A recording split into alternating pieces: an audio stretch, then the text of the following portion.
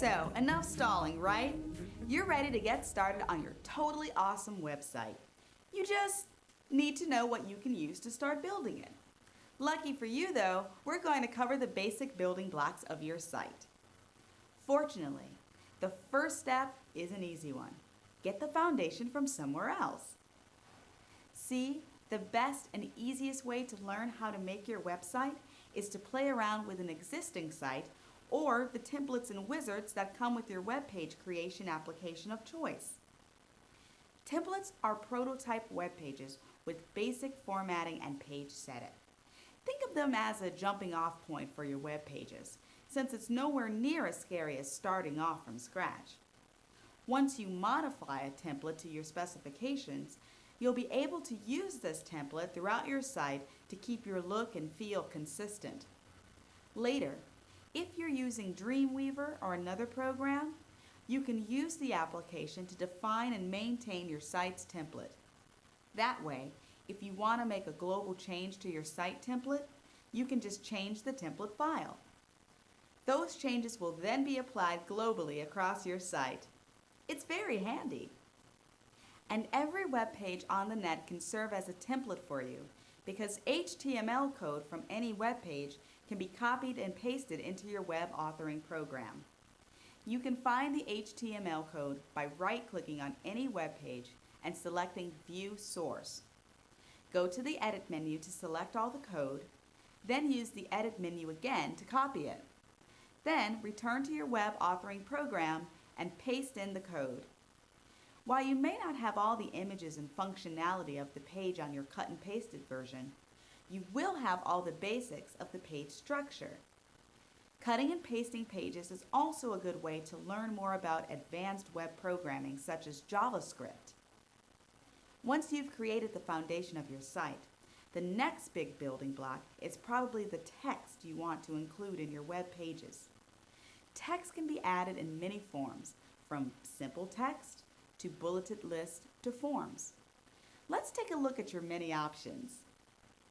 When it comes to creating pages and editing basic text, you'll find that many web applications work a lot like word processing programs, like Microsoft Word. You simply create new documents and type the text you want to appear online into the document. You can even choose the font, size, and style of the text with drop-down menus. The application will take care of all the HTML formatting for you.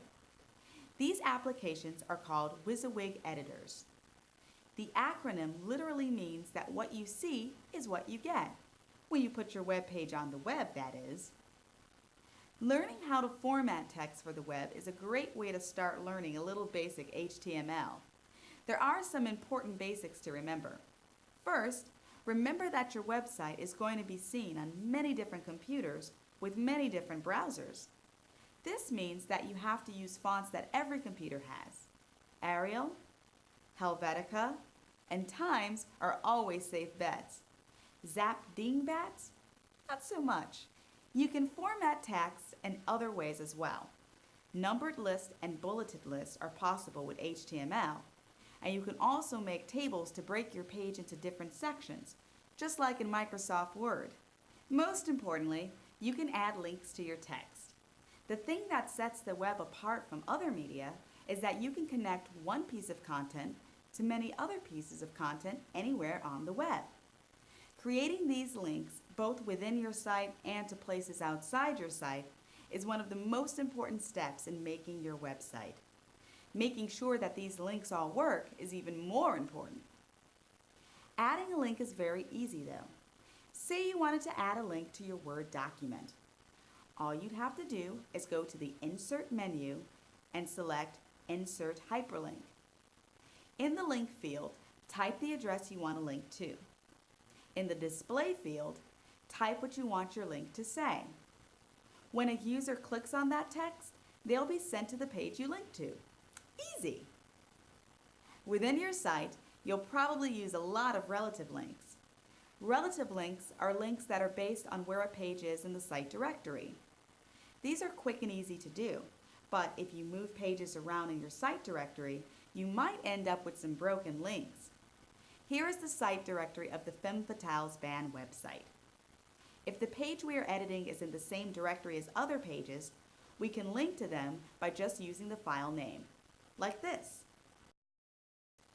But if the file you want to link to is in another directory, such as this album subpage file in the subpages folder, then you need to add information about the directory the file is in order to make sure that the HTML will find it. If you're linking to a file in a subdirectory, you would simply type the name of the subdirectory, followed by a slash, followed by the name of the file. If you wanted to link to a file that's in the directory above this one, you would type ... before the name of the file. This tells the HTML to look up one level in your site directory to find the file. Absolute links are an alternative to using relative linking. Absolute links use the entire URL of the page being linked to, even if this is a page internal to the site. They're longer and will take more time to type in, but they'll always be accurate. In our example, the absolute directory looks like this. If you have a site with a lot of subdirectories, you might consider using absolute links more, because that way you can move pages around while knowing that the links will still work. For simple sites with few subfolders, though, relative links will be fine. Also, if you use absolute links, be aware that your links will not work if you're navigating your site offline, because the links will try to access these pages on the internet, not on your computer. You can also have links to email addresses, but you don't just link to the email address itself. Instead of typing in a full URL like http www.nortellearnit.org, you place the code mail-to in front of the email address. So a link to an email address will look like mail-to:frank@frankmultimedia.com. The code mail-to lets the web browser know that when a user clicks on the link, the browser should open up the default email program and start a new message to the address you just clicked. Local forms are forms embedded into the web pages for information collection and user interaction.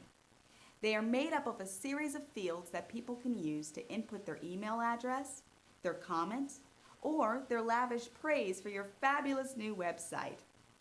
Forms can be run locally on your machine or can run on a remote server.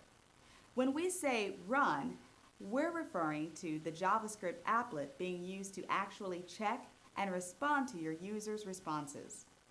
Forms are very easy to create with web editing tools, but take a little longer to do by hand. Of course, if your website was just text and links to more text, it'd be pretty much the most boring website ever. But making sure that all your links work and that your text is readable is most important. After all, what's the point of creating spiffy graphics and animation if no one can see it?